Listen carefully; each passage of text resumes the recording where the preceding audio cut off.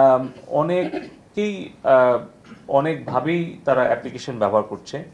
আমরা আমরা অনুরোধ শুধু করব যে ভার্চুয়াল প্রাইভেট নেটওয়ার্কটা ব্যবহার করা ঝুঁকিপূর্ণ।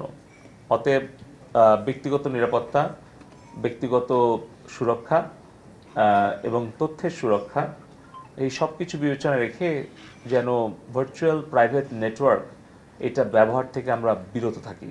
তাছাড়া দেখা যাচ্ছে আর্থিক লেনদেন যদি কোনো আমরা ভার্চুয়াল নেটওয়ার্ক ব্যবহার করে করি, তাহলে কিন্তু সেই পাসওয়ার্ডটা ভার্চুয়াল নেটওয়ার্ক প্রোভাইডার সে কিন্তু পেয়ে যাচ্ছে। তার মানে পুরোটাই একেবারে মানে বলতে গেলে আমরা যা কিছু করছি এটা একটা কাঁচের ঘরে করার মতো। মানে এটা কিন্তু ভার্চুয়াল নেটওয়ার্ক যে প্রোভাইড করছে তার কাছে কিন্তু পুরো তথ্যপাত্য সে চাইলেই পাবে।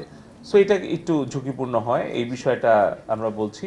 আমরা সাইবার সিকিউরিটি নিয়েও আগামী পরশুদিন একটা মিটিং দিয়েছি, গতকালকেও আমরা একটা এক্সক্লুসিভ মিটিং করেছি। সেখান থেকে অনেক কিছু ঝুঁকি আমরা চিহ্নিত করেছি।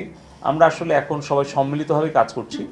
তো এই মুহূর্তে আমি নির্দিষ্ট কোনো অ্যাপ্লিকেশনের কথা বলছি না। এটা আমাদের আইন শৃঙ্খলা রক্ষাকারী বাহিনী, গোয়েন্দা সংস্থা, তাদের তাদের নির্দেশনা পরামর্শক্রমেই আমরা প্রযুক্তিগত সহায়তা দিচ্ছি। ফলে তাদের যখন যেখানে যে ধরনের সহযোগিতা প্রয়োজন হচ্ছে আমরা একসাথেই কাজ করছি সেখানে তাদেরকে সেই সহযোগিতা দেওয়ার জন্য। ফলে আমি নির্দিষ্টভাবে কোনো অ্যাপ্লিকেশন বা কোনো প্ল্যাটফর্ম বা কোনো ওয়েবসাইট আমি এই মুহূর্তে উল্লেখ করতে চাচ্ছি না। কোনো অপপ্রচারে বিভ্রান্ত না হয়, গুজবে কান না দেয় এবং ইন্টারনেটে যাই দেখছে যাই শুনছে সেটা সত্য মিথ্যা যাচাই না করে যেন এটা বিশ্বাস না করে, শেয়ার না করে। কারণ আজকে আমরা মোবাইল 4G নেটওয়ার্ক আমরা ওপেন করে দিচ্ছি। ফলে অবাধ তথ্য প্রবাহ যখন হবে তখন কিন্তু এর সাথে সাথে কিছু মিথ্যা গুজবও ছড়ানোর চেষ্টা করবে দেশ এবং বিদেশ থেকে।